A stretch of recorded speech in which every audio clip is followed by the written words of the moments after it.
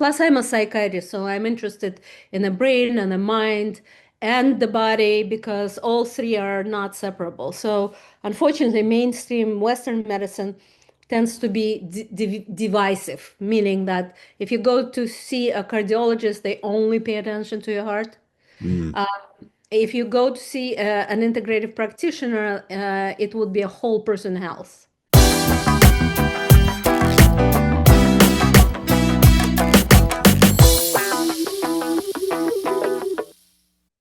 Welcome back to the Transitions Network.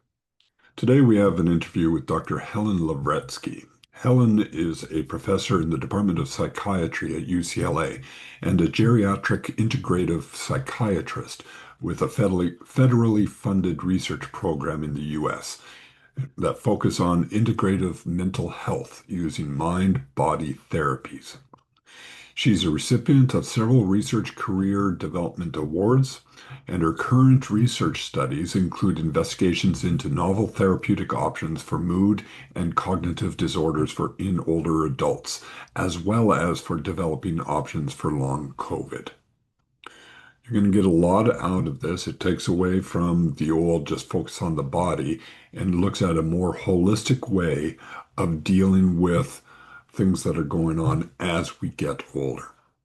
I hope you enjoy this. Helen, thanks for joining us. Much appreciated. Before we go on, I've done an introduction of you, but why don't you just tell us a little bit about yourself in your own words? So my name is Helen Lavretsky. I'm a professor of psychiatry at UCLA. I wear several hats. I'm a director of the late life mood, stress, and wellness program, long COVID clinic and research program. And also, I'm the director of research for the Integrative Medicine Collaborative.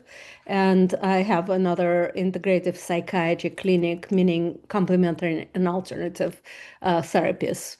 Okay. So tell me about I didn't get the full name of the group, the Late Life Mood, um, Stress and wellness. Stress and Wellness. Tell me a bit about that.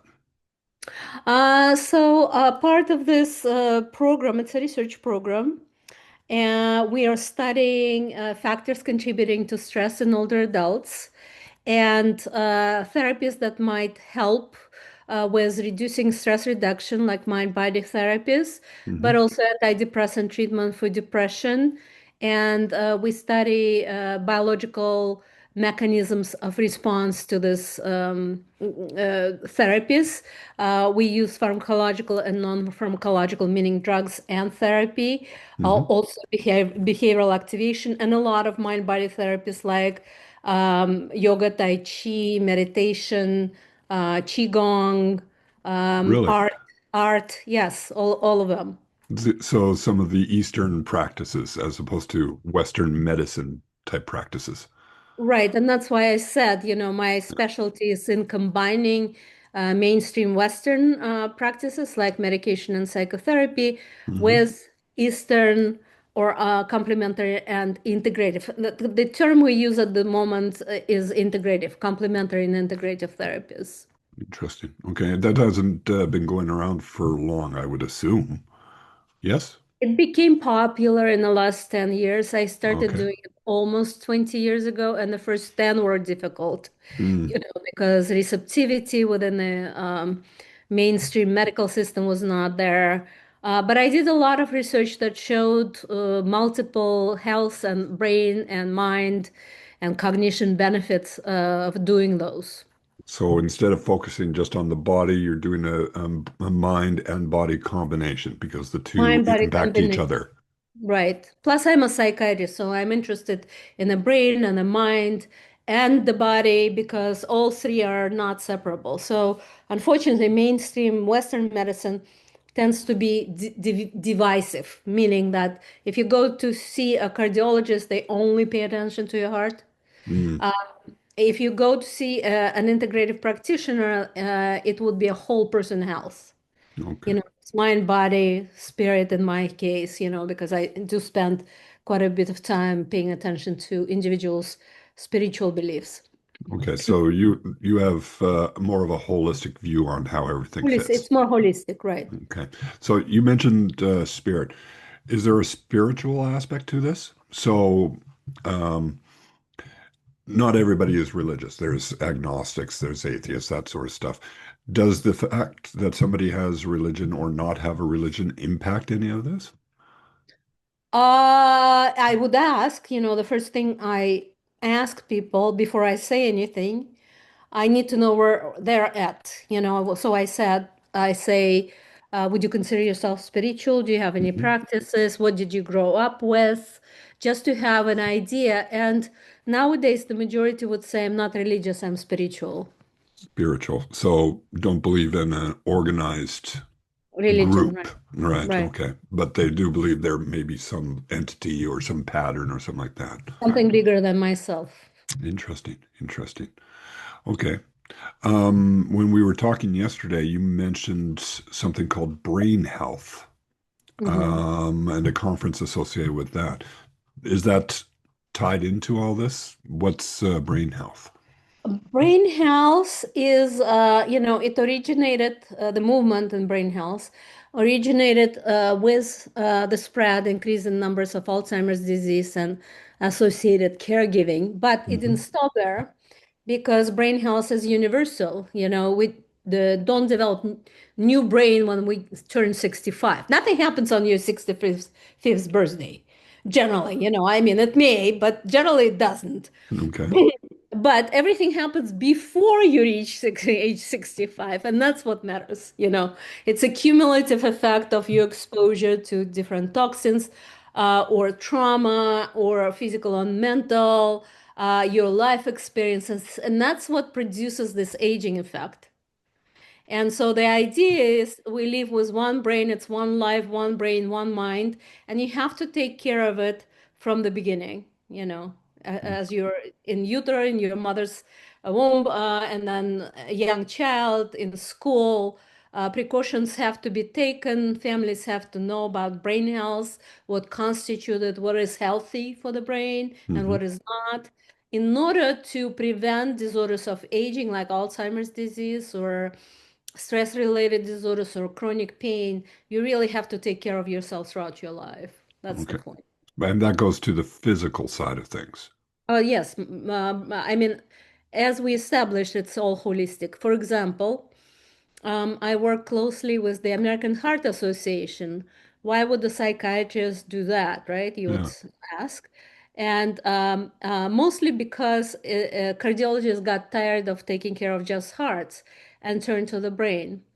And that comes to, so they invited me to consult, and I've been working with them for 8 years. We produced multiple papers on psychological factors contributing to heart disease. And now they're interested in brain health because, yeah, I'm sure all of you heard this, what's good for your heart is good for your brain, right? That's the first time I've heard it. But that said, Okay, that's well, that's me. welcome to the 21st century.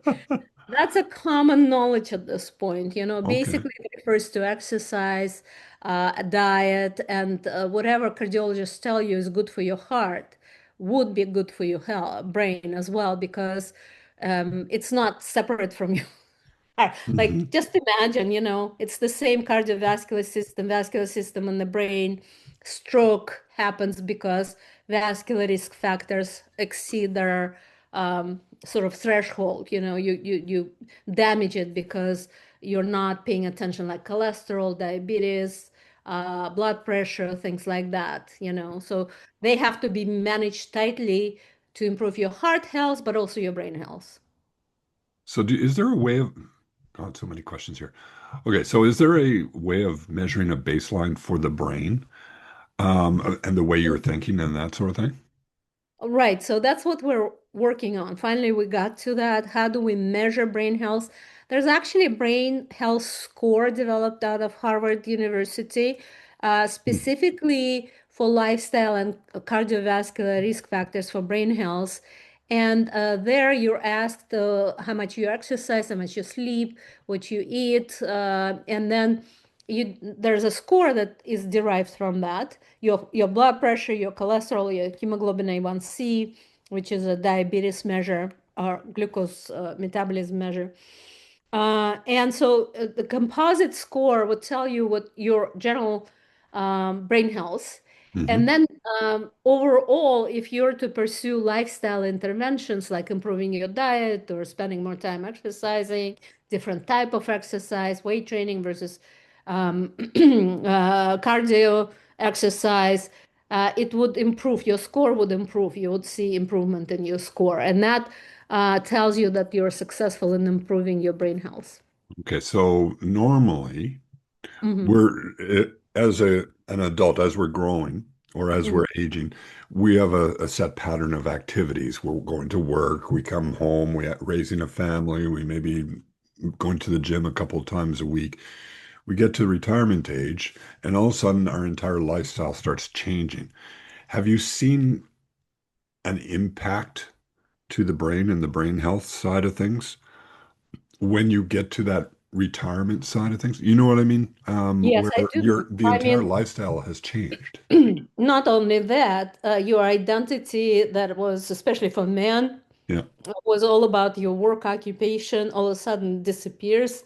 You're Hmm. kind of lost. So a lot of people develop depression and anxiety around that retirement transition that may last, because they never had hobbies. Men of your generations generally went to work and came home late and slept on the weekends and did pretty much nothing else with very Hmm. few interests or hobbies.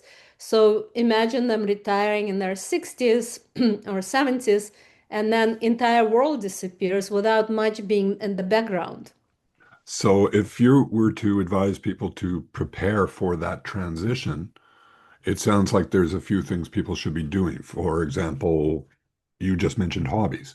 Finding a hobby or something that you can occupy your time in that can stretch into the excess time when the career side of things back down. Right. Hobbies, finding meaning and purpose in maybe part-time work. If you must work, Mm. maybe part-time or volunteering, just finding that purpose or passion or drive. Or you might have a bucket list of things you always wanted to do and never did. So now is the time to fulfill this. And that could be your purpose. But generally, people it's a generative age, the 60s and above. You Mhm. want to contribute, you want to mentor people. So finding some activities and opportunities in that domain. People generally go to the libraries, read for the children, or to the hospital. I mean, a variety of things, or volunteering in an animal shelter, or going to a farm. I know quite a few doctors who just decided to be farmers, and developed green thumb. And Mm. that's where they find their purpose, just finding new things to do. And I generally tell my patients who have chronic illness, for instance, and now they can't do things that they used to be able to do, is that life is a journey and you don't have to be attached to the old self. For example, it's not just one of you, it's many of you. Do you remember yourself at 20? Are you the same Oh, okay. person now as Hmm. you were when you were 20? No, probably not. You have different interests, you have different aspirations. Same thing in every transition. You just find your new purpose, your new meaning, anything that brings you joy. Mm. So the joy aspect has to be a guiding star. If it's boring or you're drained by doing the same thing, probably not a good idea because it backfires. Mm. Interesting. My father is, I've mentioned it in previous podcasts, and I think I mentioned it to you yesterday. He's 94, he turns 95 this year. And for when he was forced into retirement around my age, 91, 92, he he was always into genealogy and really started working on that and focusing on that. And it kept him busy. Plus, he was out in the garden and that sort of stuff because he originally grew up on a farm in Germany back in the 1930s. Um, so that's what you mean in terms of things that you were doing, turning and really focusing on that and expanding that capability. Right. Right. And you must enjoy them because you don't have a lot of time left. I mean, most of your life Most of your life is behind you. Even if you live another 30 years, let's say, which is Mhm. possible, right? How would you li want to live those years? And that should be the question everybody asks themselves. Well, that actually begs the question with all the work going on in actually lengthening people's lives, do you see some mental aspects that are going to be impacted by that? Oh, so much is going on right now that will really transform how we live and our lives. So, first of all, health span is a term that is applied to healthy living in your later years. It's Hmm. not just expanding life when you're disabled. Who would want that? Maybe Right. some enjoy it, but most don't. But living healthy older years, and then what is the solution there? The other thing that is happening is AI. They're telling, I just came back from Davos World Economic Forum, Hmm. and according to Elon Musk, there are going to be more robots relieving us from our duties, Hmm. but also making retirement a non-thing, or something that will happen much earlier, because robots will be doing everything. So we've never lived there, in this lifetime. It's all open for discovery. The only thing I would say, even to younger people who might retire because they just don't have a job Hmm. because of robots and AI, is to find that purpose that brings you joy. Interesting. It's Yeah. interesting because, like, I was having a discussion with somebody the other day where when you have AI combined with automation, if you think about all the things that will be removed from what people have to do, self-driving cars can replace taxis, so you don't need the taxi driver or the Uber driver. Farms are now making use of automation from the reaping of farmed goods. A lot of jobs that we right now think of as manual and have to be manual will disappear. So then it becomes, okay, what are we going to end up with our lives doing? We're not going to have money because we're not working. So it Mm. changes the entire concept They'll of give, an they'll give us a economy. little bit. Well, that's just it. It becomes where do we go? So it becomes focusing on the things that you really enjoy doing. I would assume. I would say, my prediction, and it's actually happening. It started happening during COVID pandemic. People started moving out of large cities into Hmm. nature, less populated areas with access to nature, organic farming, gardening. And creativity, human creativity is nothing that robots can take from us. Hmm. Um, so it will prevail. I think all of us will go through a period of discovery, self-discovery, what it is that makes us human and what it is that we're better at than robots or AI, Hmm. and we'll find it. Yeah. Yeah. So I is mean, there? things like this have happened throughout history, like with the development of print Mhm. technology. Yeah, so we've lived through such revolutions. This is another revolution that will transform our lives, education, and every other field. We'll just have to discover what our role will be. Interesting. Mhm. Now, is there a specific age where all of a sudden things really trigger, or is it a gradual change over time? It is pretty much gradual.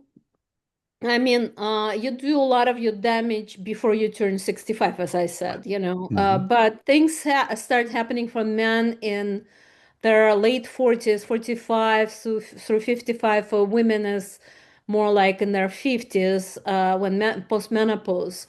And that's when things start breaking up, So you have to be careful.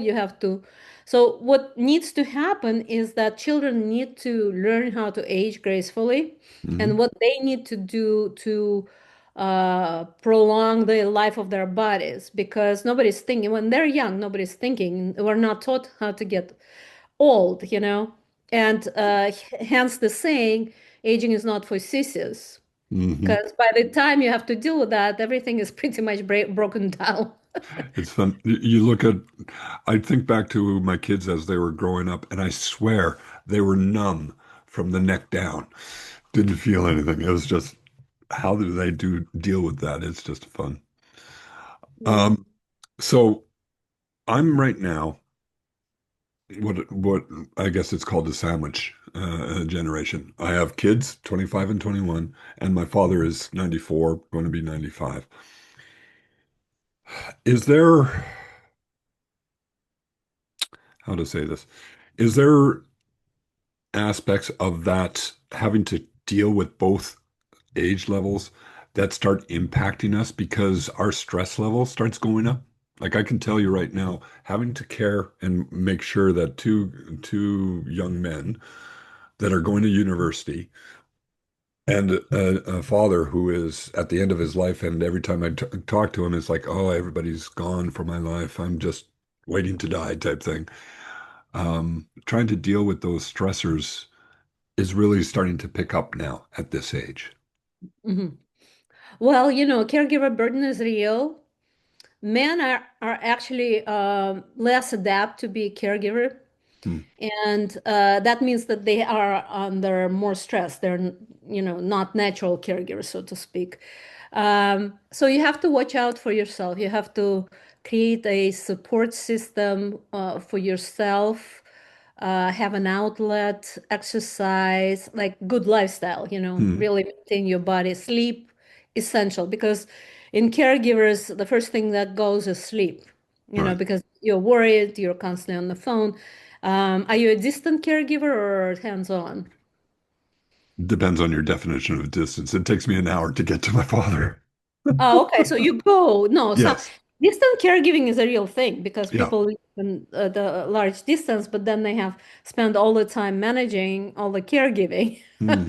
Yeah. And it's also stressful, but hands-on, especially if you have to drive. So, generally, I give an example of sandwiched middle-aged women who have, I mean, you're a little bit in a better situation with your children being in their 20s, but when they're teenagers and the parents are in poor health, Hmm. is when it's like really compressed. You have to drive your teenager somewhere and Yeah. you go to work and you do two jobs and then parents at night or on the weekend.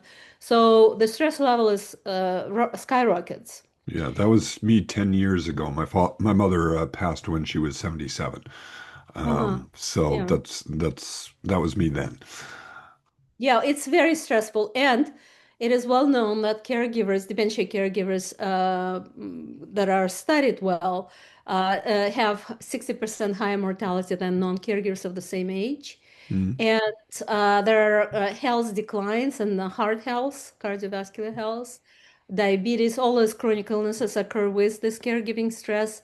Sleep is something that can help and has to be cherished as a tool of self-regulation, because during sleep you rest, you recharge, your brain recharges. But generally, stress is a risk factor for depression, anxiety, and cognitive decline, Alzheimer's disease. Okay. In your introduction, you indicated that you're dealing with novel therapeutic options for mood and cognitive disorders for older adults and for long COVID. Mhm. How does long COVID fit into all this? Well, I moved, so, I started working with long COVID in 2021 when, we organized multidisciplinary clinic. And it certainly plays a role because the majority of people complain of brain fog. Hmm. And the reason I personally moved into that is because I'm a geriatric psychiatrist and I am integrative medicine practitioner, and I knew exactly what to do with it. Okay. Because I've done the studies. I just treat them as geriatric depression, although they might be 18 years old, but the symptoms are of geriatric depression. The one thing that long COVID does is increasing, accelerating aging, senescence, biological aging. Okay. And we see with older people in their 60s, they just move into mild cognitive impairment and cognitive decline. Okay. Now, you were talking about brain fog there. It reminds me back in November. I was cleaning leaves out of my gutter. My ladder was on a brand new deck, which was slippery, and it slid out underneath me. I ended up with a concussion.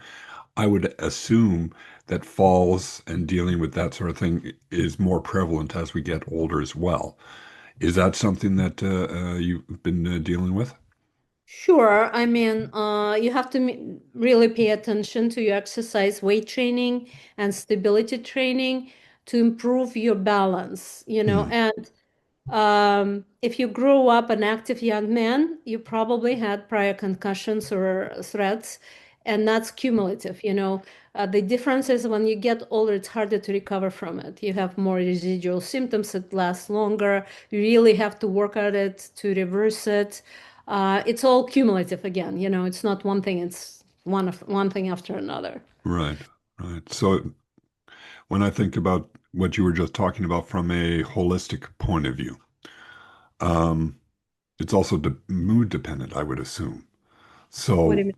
for example, um, because I'm just in the process of changing from career into retirement, I had that, what am I going to do?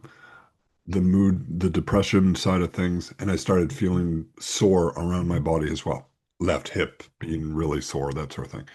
Since I started this podcast, I've really become a lot more focused, a lot more energetic, and I'm noticing less pain in the body as well, simply because of that. I would assume. Is that Yes, accurate? pain is subjective, and if you're depressed, you will feel more of it, Hmm. and it has to do with your internal focus. So you're just focused on negative mood or Right. pain. You don't have a distraction, but also inflammation is a part of this, first of all, aging, but also depression. Inflammation is increasing, and that would increase pain. Like if you have any prior injuries or arthritis, it would just increase it. And interestingly, I'm doing a study right now of Tai Chi for knee arthritis pain and disability and depression. Hmm. And that combines Tai Chi and brain stimulation. So that's a very novel kind of approach, but so. I'm smiling because in my Instagram feeds, I cannot tell you how many times I get ads about Tai Chi walking or something associated with Tai Chi. Oh, it's excellent. And tons of studies have been done with Tai Chi, including mine. Hmm. I did my studies for older adults with depression specifically, showing that depression improves, resilience improves, but also brain connectivity improves, and cognition improves as well with just doing Tai Chi compared to health education groups where you discuss health issues. Um, so, but Tai Chi notoriously is known to be good for your balance, for your knees, like arthritis. Hmm. And in fact, it's recommended by various organizations as a mainstream treatment for knee arthritis, lower back pain. It's And balance is another thing that has been documented now and again. why would is our balance going as we get older simply because our muscles aren't as strong? Is that That too, but also neurodegenerative changes in the brain, including cerebellum that controls balance and oh, movement. okay. S- It's multiple processes at the same time, mostly neural, A lot of people who have arthritis also would have some degeneration in their spine, that is pressing on nerves that are controlling lower leg movement and muscle movement. Cool. So I don't have to worry. I can't blame my lack of going to the gym on my lack of balance. I could just say it's my brain. You can't blame anything. You just have to move, Yeah. And the way I recommend dealing with all of this Hmm. is to do everything in the water because it's safer. Aqua rehab, and at this point, aqua in the therapeutic pool that is warm. If you have like muscle spasms or pain, it would lessen your pain and you would be more at ease to move around. But it's also safe if you decide to fall. You're going to be in the water. Decide to decide to Well, fall. if you can't maintain your balance, Also, if you just walk in the water, if like some people can't swim, Right. uh, just walk in the water, that engages your core muscles. It Hmm. immediately trains your core muscles so that you pull everything in and your stamina and balance are much improved. So I highly recommend aqua rehab Okay. if you're concerned about injuries, falls, and such. No, I've just, for me, it's just a matter of getting out and doing it more than anything else. So, That's another common problem in with aging, like apathy and hedonia, not enjoying it, yeah. having low drive, and that has to do with decline in dopamine production in the brain, which is, that might in severe form lead to Parkinson's disease, but it actually happens with aging. Okay. So that's where, so you've been focused on newer techniques for various different things, the yoga, the tai chi, that sort of stuff. But when you originally introduced yourself, you also talked about tying that with the pharmacological mechanisms, that sort of thing. So the lack of dopamine can be dealt with that way, combined with a tai chi or something in the Well, water. so choose your battle or do Yeah. all of the above. It could be pharmacological, but exercise increases dopamine. So the one therapy for Parkinsonism is movement, a lot of it, and like dance classes, and there are groups that would do it, and that would increase dopamine and improve movement. Hmm. Now, I saw a study, actually not really a study, just a chart a few days ago, where it talked about the older you are when you retire, the shorter your lifespan afterwards. Is that true, or is that erroneous information? Um, I mean, I had like a cohort of engineers, aerospace engineers, who would retire at 62 and die within 2 years of retirement. And that has to do with this premise, that you lose your purpose. You just really have to You plan lose for your it. purpose. You can, Okay. yes, you can. It's depression. There's no point. Your wife wants you to do something like a drawing class with her, and that's irritating. Things like that. Also relationship between spouses when retires changes dramatically. Hmm. And that's another adjustment to make because, you may not know your spouse anymore because when you got married and kind of talked at that time, it was a different relationship. Then you went separate ways to work, and now you're back together and you're different people. So it puts a strain on the relationship. So that has to be addressed, in some Hmm. kind of negotiation, couple therapy, or some kind of intervention, because that will contribute to this decline. Um, and basically, I mean, if you decide to die, let's say, nobody can stop you, or your body checks out. Hmm. There's nobody else. But if you maintain your stamina, your purpose, pay attention to your body, treat your body as a temple, and be aware, increase awareness of what it would take to maintain youthfulness and as in youth, youthful and Yeah. strong body and new pursuits. You have to be curious, maintain curiosity. If none of it exists, there's no point. People die just because there's no point. You've used the term decide a few times now. If you decide to die, is what you just indicated Yeah. just now. That seems to infer that there's a lot of mind over matter, so to speak, going on with our lives. It can be. So if you prefer to stay unconscious in how you live your life, Yeah. you would think you are a victim of the circumstances. Hmm. Once you become awakened to the reality that you're actually creating your life every day and every moment, Hmm. then you're empowered to change it to your liking. And you become that creator. So I wrote a book I shared with you, Living from the Soul, the Neuroscience of Spiritual Awakening, and that's what I talk about. Most of the things, or all of them, that happen to you throughout your life are not accidents. You are partially or fully responsible for them.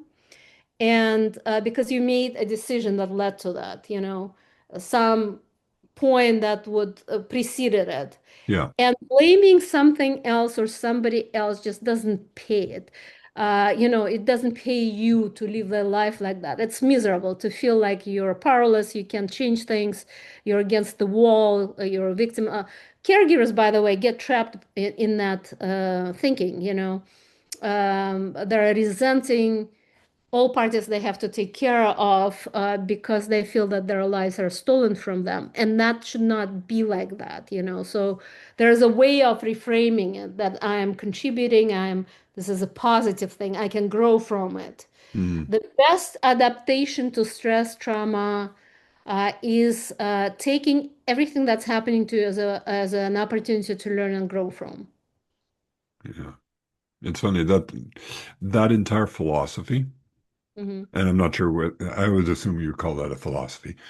Um, I've seen that I've lived by that my entire life because I've always been an entrepreneur. Hmm. And I own what I do or don't do. I have to. And it's the reason why I've gone as far as I have in the various different areas of my life. But there are some things that I never triggered. I remember being around 40 and thinking back that how I got to where I was when I was 40, I could trace all the way back to when I bought a car when I was 16 and how that car took away money, made me to make these decisions, which resulted me going in this direction instead of another direction. And it just cascaded as I went along simply because of one decision when I was 16 type thing. And that's an interesting philosophy. Yeah, so I look at everything from the soul's perspective rather than from, lower self or ego Yep. perspective. Yep. And would you believe in soul? I ask people if they believe in soul. I yes, I know you can tell, and I think all people actually believe that as well, whether they're conscious of it or not, simply because of the way we use our language. Right. This is I mean, my arm, this is my hand. That term, my arm, my hand, infers that it's separate from me. It's something mhm, I own, as opposed to it's me mhm. type thing. So there's Yeah. me inside here that's separate. So, 90, I would say 95 to 98% of people I ask about soul either agree to it or are open to the possibility of having a soul. Hmm. And then it's easier to communicate. I don't go there if people don't believe in soul. Yeah. And too bad. Because that perspective gives you a new opportunity to look at your life as this lesson. So I ask people who believe in soul, if you were to put the lesson from this lifetime into one or two sentences, no more, what would it be? What is one lesson that kept presenting itself to you Mm, and you learned from? yeah. Well, for me, and this is a concept that I came about simply because of a series of books from a gentleman by the name of Isaac Asimov, the Foundation series, that I received back when I was 17 as a gift from my best friend at the time. Um, it has the concept of mathematical history where you can project what's going to happen because of groups of people, which runs opposed to the concept of you make the decision of what's going to happen to you. But I see patterns all the time happening. I see it's almost circular. But I think you can make a decision what you're going to do if you're aware of these patterns. So it's a That, that combined that's approach. precisely it. Once you understand the pattern, you could leave it. Yes. So, when I see and my patients get trapped in this relationship patterns, the same Yeah. as their father or their mother, and it keeps repeating and repeating and repeating, and they can't Hmm. exit it. So, and then I teach them because they're constantly unconscious about it. They just get trapped by the same thing. Yeah. I make them conscious, or I facilitate this becoming more conscious, and then we together come to a new scenario? What would be the desired way of living rather than being trapped by this pattern? Right. And Interesting. most of the, more of the life or traumas are like these bad habits you keep being trapped into. Hmm. Uh, so you just have to decide that you're done with it. This was one lesson you were born to learn. And once Right. you learn that lesson, it just goes away. Yeah. So you're relating that pattern to an individual life or inherited through family behaviors. My view is more sociological, where you Oh, yeah, see it's all groups patterns. It's and all it's all patterns. patterns type thing. So you Right. can move from one pattern to another. For example, right now, what I see with AI really, really reminds me of the dot-com bubble, of when websites and the internet first started. The patterns is exactly the same type thing. So the decision then is, okay, if you know that this is the direction things will go, do you want to stay on that path or do you want to go a different path? And I've chosen a different path. So, Many people are, by the way, yeah. So if you're watching the news or listening to Elon Musk, that my hairdresser apparently does routinely, I don't know. So Don't don't get me you started on that. you'll be you'll be you'll be in a completely different world. That's another thing that social media does to you. Yeah. You can create your own bubble and you live Yeah. in it. Yeah. And Yeah. you can't see that there are other bubbles beyond it. Interesting. So becoming my solution to all of that Right. is discernment, personal discernment, sort of getting a big picture, getting out of the pattern and looking at everything that's going Hmm. on and becoming more aware and self-determinant, sovereign, rather Right. than being fed whatever anybody's saying, somebody else is saying. So if you do something completely out of your usual activities, for example, I work here. I intentionally go out food shopping every day. I could do it once on the weekend, but that way I get myself out of here and go talk to people. But I've never done, for example, learn to play the guitar. Uh-huh. That's something completely new and different, and that changes your perspective. Um, I Yeah, haven't. I mean, just simply speaking, if you want to break any pattern, just do it differently. Let's say, Hmm. but be aware of it because, if you, let's say, go to a grocery store just to get out of your house, and you go left, this time you go right, or change the route by which you're going. Hmm. Going into the store, be aware of who's around you. And for example, I have a rose exercise that I recommend people do. And put the row, imagine the rows of any, like close your eyes, imagine a rose, white, red, of your liking, any Hmm. size, and you put it around yourself or your car when you're moving, and you will find that people actually feel that interference and they will not approach you. Really? And that's how you become, I mean, by doing things like that, you become more aware of your capacity to manage your space. And for example, if you're talking with toxic people, I ask people or dealing with toxic relationship, put the entire pattern into the rows and explode the rows. And what it does, and you do it repeatedly, like let's say you're dealing with some pattern and it's weighing heavily on your shoulders, you're kind of irritated, you're reactive to that. In order to take it out of your field and feel lighter, you put it in the rows and explode a few times. And you will feel more joyous and lighter. Like that weight will disappear. Just do that exercise. It makes you more mindful and Yeah. aware of your own capacity to manage your energy field and space. Interesting. I learned that exercise back in when I was 26, 27, Mhm, from a woman up here in West Vancouver mhm. that was using that for cleaning the various different your chi, that sort of thing. Yeah. And it's Energetic exercise, yeah, right. yeah, it's interesting. The rose has its meaning. It's, Yeah. it's a good tool.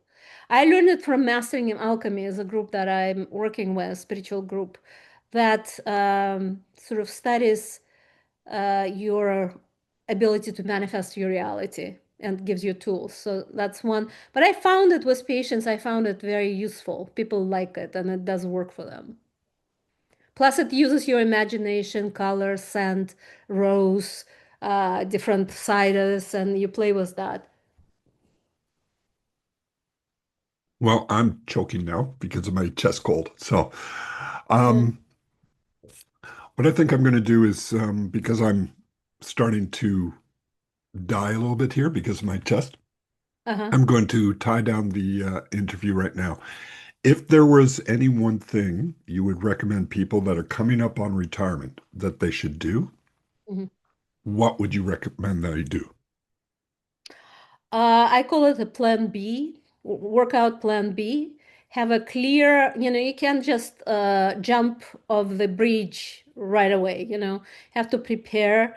You have to have at least an immediate plan, what it is that you would occupy yourself with. Structured days, at least one activity a day.